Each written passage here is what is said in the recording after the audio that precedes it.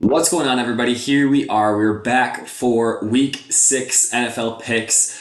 Last week was awful. We went 5-9.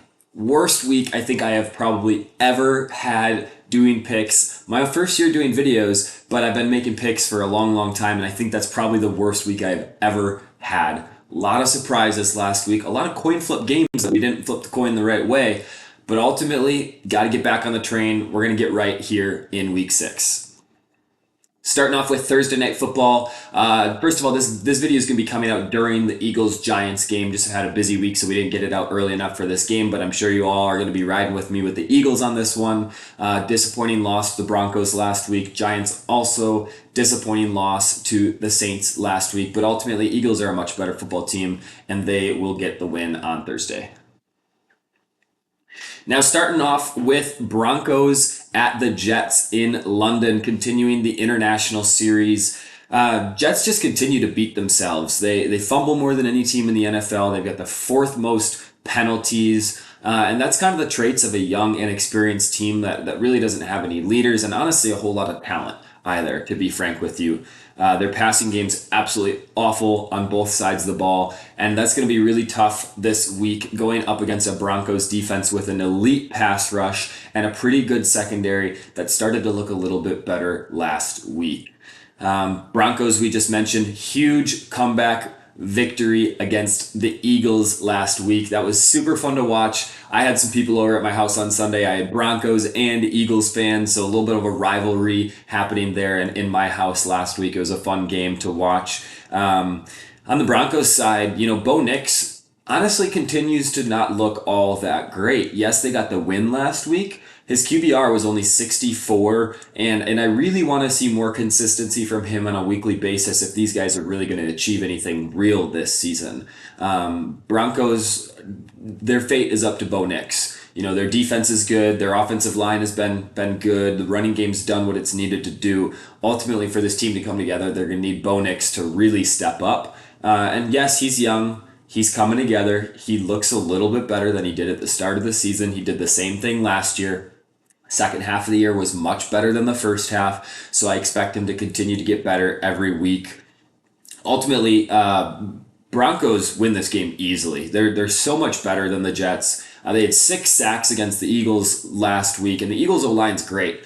What are they going to do here against the Jets, who are just not a good football team? I think Broncos win this game easily. They're gonna take this one. Next up, we got the Patriots going to New Orleans to play the Saints. And both these teams are riding high. The Saints getting their first win of the season, and Rattler's first win as a starter last week. Obviously, we all saw the Patriots win out and beat the Bills in an exciting game last week. So both these teams are coming off highs, and it's going to be something to watch in this one. But ultimately, Patriots have a really solid team. I think they're coming together. They're a young team, but they are looking good. That offensive line has gotten so much better this season than it was last year, especially with Will Campbell, that top 5 draft pick addition. He's looked really great this season. Offensive line's coming together, and this week they are going up against the New Orleans Saints pass rush that might be the worst in the league. That's going to be a tough matchup for New Orleans. Drake May is going to be able to sit back there, pick them apart. He's going to have a big day on Sunday. Stephon Diggs getting healthier. He's looking better every week. He had a huge game last week against the Bills. The one thing for the Saints that they do have a strength with is their cornerbacks are pretty good. So I do expect that to be, a good matchup to watch between Diggs, Kamari Lassiter, Kool-Aid McKinstry. I think that could be a good matchup to keep an eye on. But ultimately, I think the Patriots are just a better football team. They're well coached under Vrabel. I know he's gotten a lot of hate for really never doing anything with Tennessee, but ultimately I do think he's a good head coach. He's got this team heading in the right direction, and I think the Patriots get the win again on Sunday.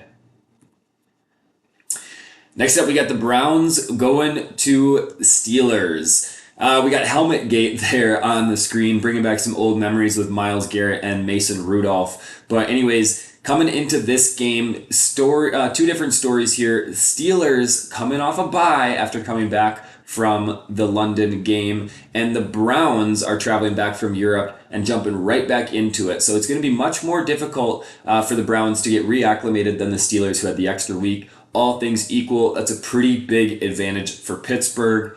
Dylan Gabriel, with his first start last week, gave him a chance to win. He made a few plays here and there. I don't think he looked bad. He definitely didn't look all that good, but this Browns team really is just not that great offensive anyways, so I don't know how much you can really expect from him. He gave him a chance to win, and ultimately that's all you can ask for from a first start rookie quarterback. The Browns, at the same time, their strength is still their defense and their running game. If they want to have any chance at staying in games and potentially even winning games, they need to run the ball, play good defense, not turn the ball over. And this is a week where I don't think they actually match up that well with that. Steelers have been fairly good up front. Specifically with the pass rush, not quite as much with the defensive line. But the Browns defense, their main thing is their pass rush and their defensive line. The Steelers, however, on the other hand, specifically with Rodgers, he's the fastest, or he's got the fastest time to release of all quarterbacks in the NFL. So that's going to be a big focus for Pittsburgh this week, just getting the ball out quick. I think he also has the lowest average depth of target for all quarterbacks who qualify as well. So the underneath throws, the run after the catch, quick passes is going to be the name of the game for the Steelers this week. And that's really where you can attack the Browns. That's where the Vikings had success last week. And ultimately, I think the Steelers are going to be able to utilize that mismatch, as well as the difference coming off the bye and the Browns coming back from London. And ultimately, Steelers get the win here in this one. Next up, we got the Cowboys at the Panthers. Dak Prescott has been really, really good this season, especially against zone. Carolina's defense, they run a lot of zone. They like to keep things underneath. They like to play tough zone. And if you give Dak Prescott a zone to just pick apart all game long, he's going to do that. I expect Dak to be able to just kind of sit back in that pocket and pick them apart. That Panthers defensive line has really not been all that great. Still likely no CeeDee Lamb this week. However, the Cowboys have looked just fine for the most part without him. You know, obviously he's a huge asset and a game changer, but they've still managed to figure things out offensively without him. Really balanced offensive approach from Dallas. I don't think anyone expected that this year. I predicted them to be a top 3 volume passing offense, and they're still up there. But Javonte Williams has brought some balance to that side of the football as well, doing really good in the run game. For Carolina, their run blocking actually looked really, really good last week. Dowdle over 200 yards, and I give that much more credit to the Panthers' offensive line than I do Rico Dowdle. If you watch the film, a lot of open holes. He's just kind of running through them and going free. Mind you, it was against the Dolphins' defensive line, who has some talent, but have been awful, absolutely awful all season long. So the Panthers are kind of getting something going there with the run game, which is definitely a place where you can attack Dallas on the defensive side of the football. So I trust that Carolina is going to try to use that strength of theirs. I do see a path to victory for the Panthers, running the football, playing okay defense, but ultimately I don't think they match up perfectly against the Cowboys with that zone defensive scheme. Dak Prescott excels against zone, and ultimately I just trust that the Cowboys offense is going to be much, much better than the Panthers offense with two kind of equally bad defenses. Cowboys get the win on the road in this one. Next up, we got the Cardinals going to Indianapolis to play the Colts, and man, let me tell you, the Cardinals had maybe the worst meltdown I've ever seen in NFL football. Maybe ever. That was awful to watch last week. The worst part about it was, for me, I picked them into my survivor pool. I got eliminated. And literally, I'm talking to my buddies who I was watching football with last Sunday, and I'm like, I need to switch to the Lions. I'm not comfortable with the Cardinals. I'm sure they're going to win this game, but I'm not comfortable with the Cardinals. And this is after the noon kickoff, so I'm like, I really don't have a whole lot of choices left. And I should have switched to the Lions. Who could have predicted that absolute meltdown from the Cardinals last week? And until they figure themselves out, I will never pick them again. Honestly, rest of the season, out of spite, I might never pick them again. Colts by 1,000,000 in this game. Colts by 1,000,000. Give me a 100-point spread. I'm taking the Colts in this game. They're going to dominate this game. They've been consistent all season. They've dominated the line of scrimmage. They're going to dominate the Cardinals again in this one. Kyler Murray apparently hasn't been practicing so far this week. I expect he's probably still good to go on Sunday, but if he doesn't, I'll take Colts by 2,000,000. Colts are absolutely winning this game. The Cardinals suck. Next up, we got the Chargers at the Dolphins, heading down to Miami. We got a West Coast, East Coast game here. And on the Chargers side of the football, 2 tough losses in a row. Obviously, lost to the Giants 2 weeks ago with Jackson Dart's first start. And then they lost to the Commanders pretty soundly last week. Herbert hasn't really looked very good in those 2 weeks, although I think that's largely due to the offensive line. Obviously, Slater out for the whole season, and Joe Alt has been out, potentially coming back soon. I'd be surprised if it's this week, but he's been under a lot of pressure in the last 2 weeks, and it's really showed that he struggles under pressure.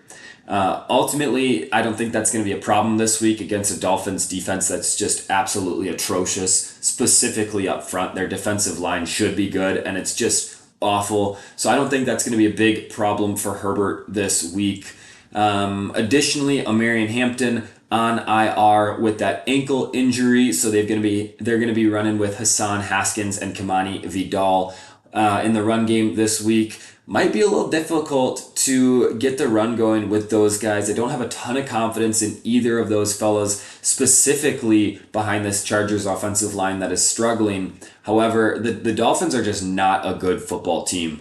And good football teams win close games, and the Dolphins are a bad football team. They absolutely blew it last week. And ultimately, the Dolphins look good for 1 or 2 quarters, but they cannot put together 4 good quarters of football. And until they do that semi-consistently, there's no chance I'm picking the Dolphins. Got burned on them last week. Chargers are going to win this game with a beaten up offensive line, beaten up running back room with Hampton out. Herbert's going to have a bounce back week with some time to sit back in the pocket and throw the ball around. And this Chargers defense is pretty good as well. Just recently acquired Owe from the Ravens as well to help out while Mack is injured. But Chargers are just a much better football team, and the Dolphins are a bad team, and bad teams lose close games. But this one won't be close. Chargers winning this one.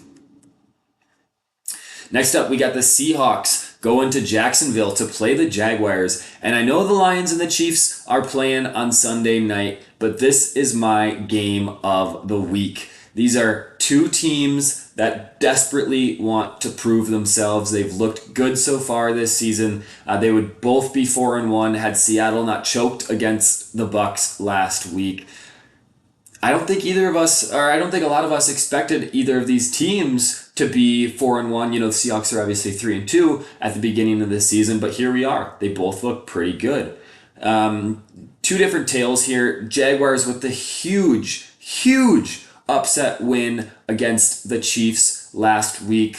I wish I picked them. I literally said in my video, man, do I want to pick the Jaguars, and I didn't. I don't know why I didn't. Got to stick with the gut. And obviously the Seahawks coming off the really disappointing loss to the Bucs, allowing 10 points in the last 68 seconds of the game to lose that game.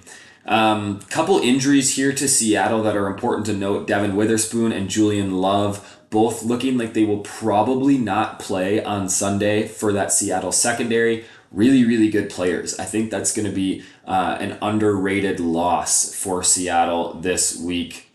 Seattle on the offensive side of the ball continues to look really good. Darnold has looked great this season. They've been able to run the ball fairly consistently, staying balanced. And the thing to watch, though, this week, outside of those injuries that I think are pretty important, Seattle loves to attack the middle of the field. We talked about it 2 weeks ago when the Jaguars played the 49ers. 49ers also love to attack the middle of the field, and that's the Jaguars' greatest strength. That's why we picked the Jaguars to upset the 49ers 2 weeks ago, and that's why we're going to be picking the Jaguars in this one again. Spoiler alert. Devin Lloyd's an animal. That interception last week against the Chiefs to run it 99 yards. He's a great coverage linebacker, and he's going to do a lot for the Jaguars again this week against a Seattle team that loves to attack the middle of the field. Real quick on the Jaguars offensive side of the ball, they've looked really, really good. Liam Cohen's got this team figured out. He did it with the Buccaneers last year, getting that run game worked out, and that offensive line for Jacksonville's looked really good, very consistent. They've been able to efficiently run the football. I know they didn't put up crazy numbers against the Chiefs last week, but they were fairly efficient, and it allows them to stay balanced. Trevor Lawrence hasn't really had a balanced football team. I don't think he's honestly ever really had a great football team in Jacksonville. He's had bad defenses and not much of a run game for the most part. And this is a season where he's finally got a good defense and also a team that's able to run the ball. Trevor Lawrence still isn't doing all that great, but the Jaguars are looking much better. Something really important to note. Jaguars obviously lead the league in turnovers, however, they allow a lot of yards. Seattle hasn't been turning the ball over all that often, and I could see in this game Seattle taking good control, good care of the ball, and winning this game by not turning it over because the Jaguars kind of have that bend, don't break mindset on defense. And turnovers are something that you can sometimes experience regression with. So if Seattle can take care of the ball this week, I could definitely see them winning this game. As I said a few minutes ago, I will be taking the Jaguars in this one, specifically because of those injuries to Seattle's secondary, as well as the fact that Seattle loves to attack the middle of the field, which is the Jaguars' maybe greatest strength of their entire football team, other than maybe that offensive line. So we're going to be riding with the Jaguars this week. However, keep an eye out in the comments. We could potentially flip if Love and Witherspoon come back to play this week, but ultimately I do think the Jaguars get the win and match up well against Seattle in this one. Really excited for this game. Next up, we got the Rams going to Baltimore to play the Ravens. Rams were really disappointing Thursday night against the 49ers. They had so many different chances to win that game, and they just threw it away. Left and right, the Rams threw that ball game away. Ravens, on the other hand, they got absolutely blown out against a bad Texans team last week. And spoiler alert again, the exact same thing is going to happen this week. The Rams will blow out the Ravens. I think the line was 7.5 points, something like that. Give me the Rams all day long in that. I'll get into here why. Obviously, Lamar is still going to be out this Sunday. At least it looks that way thus far. Rams are a really solid team on both sides of the football, and I don't think the Ravens match up well with them this week. The reason I say that is because the Rams' defensive line is really, really good, especially against the run. And with no Lamar Jackson, the Ravens are going to look to run the football, especially with a really bad, beaten-up defense. Ravens want to slow this game down, limit possessions, have long drives running the football, and they're just not going to be able to do that against a really strong Rams defensive line this week. So ultimately, the Rams match up well. They're a better football team right now, especially with Lamar out. Rams are going to win this one. Next up, we got the Titans going to Las Vegas to play the Raiders. And kind of another deal with two different stories coming into this one. Titans getting their first win of the season. Cam Ward's first win of his career last week with the Cardinals meltdown. I wouldn't give too much credit to the Titans in that one, honestly. The Cardinals really choked that game. They lost. The Titans didn't win. They just happened to be playing them that week. Raiders, however, had an awful game against the Colts last week. They got absolutely blown out.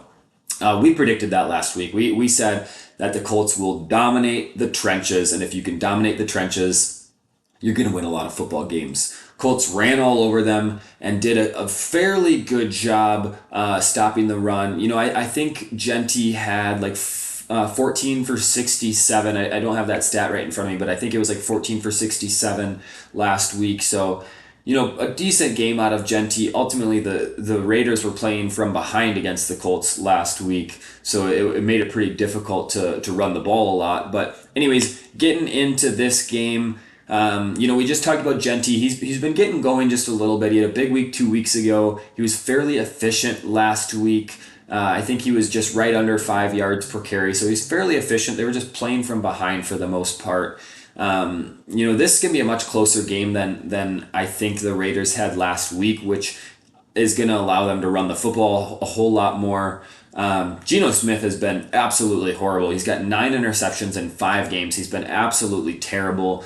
The Raiders got a bad one there. They got the short end of the stick there with Seattle dishing Geno, or I guess letting him walk, and then Seattle picking up Darnold from the Vikings. I think the Raiders really got the short stick there. Geno's been so bad. And for this Raiders team to be competitive, they're going to need to run the ball, throw play action, and just not make Geno be forced into passing situations. When you can be a balanced football team, it can make a bad quarterback look pretty good. And I think that's what the Raiders are going to need to do for the rest of the season to give them any chance. And then when the season's over, cut Geno, move on, get a new QB, because he is not the answer there for the Raiders. For the Titans, their offense still looks pretty bad, but they did show a couple of flashes last week. Cam Ward makes big time throws. I don't know if he has that many opportunities to make big time throws, but he moves the ball down the field well. We saw a couple of those. Obviously, that big throw at the end of the game to get them in field goal position, that throw to Calvin Ridley. And on the offensive line for the Titans, it started to look a little bit better. J.C. Latham comes back this week maybe, or next week. I think that can give them an extra little step up. But this offensive line is starting to look better, giving them a little bit more balance. They're able to run the football at least enough to make it so Cam Ward's not sitting back there and throwing 30, 35 passes per game. And the thing is, with this matchup, with the Titans offensive line, the Raiders D-line is absolute trash. Yes, they have Max Crosby. Outside of that, they are absolute garbage on the defensive line. And that's why we said the Colts are just going to absolutely dominate the trenches last week. And I could see the Titans dominate the trenches in this one against the Raiders. But ultimately, I just think the Raiders are a little bit better of a football team. Brock Bowers is getting healthier. They've got a few better weapons than I think that the Titans have, and they are at home. So we're going to be picking the Raiders in this one, but I'm not mad about picking the Titans in this one as well. Next up, we got the 49ers at the Buccaneers. Likely going to be seeing Mac Jones in this one. Thing to note about that is he is definitely injured. We could see it in that performance against the Rams last week. Towards the end of it, he wasn't really moving well. I think it's a PCL injury, if I remember correctly. But despite that, he looked like Tom freaking Brady last week. Mac Jones looked really, really good, and I think that's just the Kyle Shanahan system. Send Mac Jones, send Brock Purdy anywhere else, and they really are not going to do good. I know, hot take, I don't think Brock Purdy's any good. I think he's in a really quarterback-friendly system, and Shanahan makes it easy on him, but I really don't think he's that great of a quarterback. Anyways, getting back into this game, Mac Jones will be starting. I really don't think that's actually as big of a factor as people realize. They're similar quarterbacks. They throw short passes. They're both fairly accurate in the short passing game. On the Bucs side of the ball, Baker's an absolute baller. At some point with these close games, you're like, when are the Bucs going to lose one of these? And they just keep winning it. 10 points in the last 68 seconds against Seattle last week to come back and get that win. Baker makes big time plays. We've known this. He's done it his entire career. And good teams win close games. The Bucs are a good football team. They win close games. Mike Evans is out, and Egbuka really, really stepped up last week. Godwin getting healthier, going to be getting a little bit more involved. One thing I think that is really important to note in this one is the Buccaneers really struggle to cover running backs in the passing game, and that's Christian McCaffrey's greatest strength. Yes, he can run behind the tackles. Yes, he can get outside the tackles and run the ball, but Christian McCaffrey in open field, catching the football is his greatest strength, and he's one of the best running backs to ever do it out of the backfield receiving. I think that's a really important thing to watch in this one. The Bucs struggle to cover it, and Christian McCaffrey's really good at it. I could see him having a huge game receiving. But ultimately, good teams win close football teams. I think the 49ers keep this one really close. One-score game, as all the Bucs games are. I think this one's going to come down to something in the last 60 seconds, but we're going to trust that Baker keeps the magic going and the Bucs win this one. Next up, we got the Bengals at the Packers. Packers coming off the bye, and they really needed it. I hate a week 5 bye, but they needed it after those last two abysmal performances. The loss to the Browns, the tie to the Cowboys.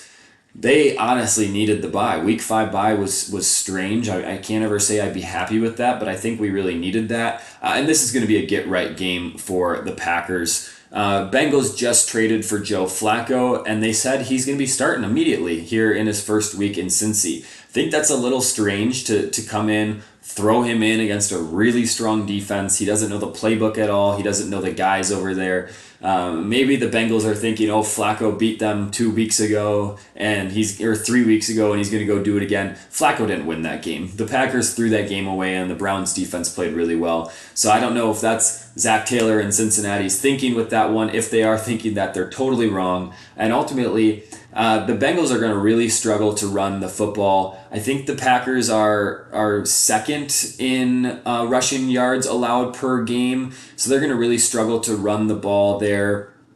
And Joe Flacco is just not the type of quarterback who can go out and throw the ball for 300 yards at this point in his career. He's not going to outgun Jordan Love. I know he's got Jamar Chase. I know he's got T. Higgins. But they're not going to be able to run the ball at all, and the Bengals defense is atrocious. So the Packers can win this game with ball control, running the football against a really, really bad Bengals defense, and also just playing strong D and scoring a couple touchdowns here and there. I think the Packers win this game easily. Next up, we got the Lions going to Arrowhead to play the Chiefs. This is everybody's pick of the week for their most exciting game, most fun game to watch this week. And yes, it's going to be a really exciting one. And I talked about Jaguars and Jaguars versus Seahawks as my most anticipated game to watch. I'll obviously be tuning in for this one as well. Lions are the hottest team in the NFL right now. I think if you were to drop a power rankings video, there's no way you can't put the Lions at number one. They're red hot. They've got a great identity playing, good ball control football, running the ball, letting Jared Goff be efficient when he needs to be efficient. And for the Chiefs, coming off a really disappointing loss against a good Jaguars team. So kind of two different stories here. The Chiefs haven't really beaten anybody good so far this season. Yes, they beat the Ravens, but the Ravens, they haven't looked real good this season. I wish I could say otherwise. I wouldn't mind seeing them be okay this year and seeing Lamar maybe finally make a run towards a Super Bowl, but the Ravens have looked really bad. So the Chiefs really haven't beaten anybody good yet this season. And ultimately, there's a lot of things. You can dive into the analysis all you want in this game. One really important thing to note is the Chiefs are favored, but the Lions are the public favorite. So these are situations where I love to take the Vegas favorite, go against the public. Vegas knows more than any of us, right? Absolutely. But ultimately, it's really, really, really hard to bet against the hottest team in the NFL, especially going up against a team that just came off a tough loss. One really important thing to note, the Chiefs struggle, their defensive line struggled against the run. So I expect the Lions to be able to do ball control football, run the ball well against the Chiefs, and then be efficient on offense when Jared Goff needs to throw the ball. So we will be taking the Lions in this one, even though I almost have a strict rule to take Vegas favorites when the public likes the underdog. But we're rolling with the public this week. We're going against Vegas. We're picking the Lions to get this one done. Now going to the first game of the Monday Night Football doubleheader. We've got the Bills going to Atlanta to play the Falcons. Bills coming off a really disappointing loss to the Patriots last week, and I've been saying this for a couple weeks. They're a solid football team, but ultimately they haven't really had to play anyone great other than the Week 1 Ravens. I think we're the best the Ravens have been all season. So the Bills haven't really had to play anyone all that great. Bills struggled to run the ball last week against the Patriots. First time they've struggled all season to do that, and it really screwed up their offense. I think they're going to get back to the run again this week against an Atlanta defense that's okay against the run. They're average against the run, so they're definitely going to lean on James Cook in this one. Falcons are a really inconsistent team and a hard team to judge so far this season. They're coming off the bye, so they've got 2 weeks to prepare for this game, so I think that does really mean a lot. Teams really tend to come out of the bye obviously healthy, well prepared, ready for that game. Bills secondary has struggled, so I could definitely see the opportunity for Penix and the Falcons to push the ball down the field. I could see London having a big game. I could even see Darnell Mooney going out there and having kind of his first big game of the season. I think he's a good wide receiver. Hasn't really performed a whole lot this season. So I could see the Falcons drive the ball down a little bit this season. I think they need to this game, excuse me. I think they need to lean more on the run game with that double-headed backfield with Robinson and Algier.